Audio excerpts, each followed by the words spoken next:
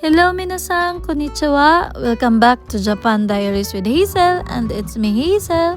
So today, nandito tayo sa isang viral Italian restaurant na super trending ngayon sa TikTok.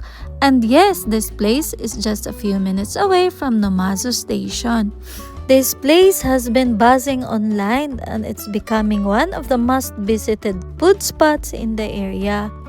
So kung kayo katulad ko, na naintriga, well, samahan niyo akong makimarites mga ka-diaries.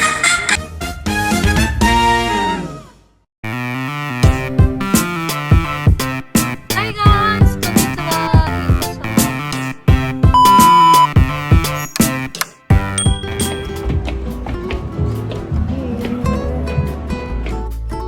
Ayan mga ka-diaries, today nandito tayo sa isang viral Italian restaurant na super trending ngayon sa TikTok. At ito ay ang Pisola. Located po siya sa Numazu City. This place was opened last December 24, 2025. Kabubukas niya lang po. And brings a resort-style Italian dining experience dito po sa Numazu. May tropical vibe ang interior.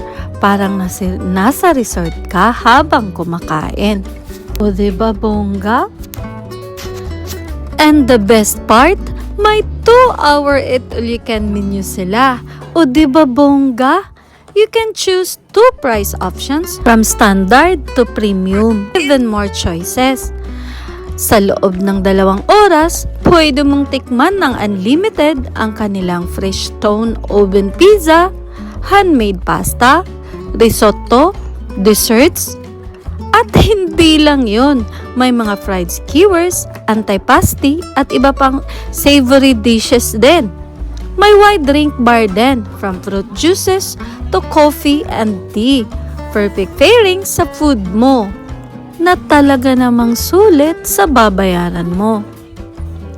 This place instantly became popular because of its unique concept. Oo, hindi lang siya basta Italian restaurant guys. Parang vacation dining experience talaga. Pagpasok mo pa lang, ramdam mo na agad yung tropical at resort style vibe. The interior feels warm, relaxing, and very Instagrammable. Perfect siya kung gusto mong mag-relax habang kumakain ng masarap. Whether it's a casual lunch, a date, or a family dinner, bagay na bagay ang place na to.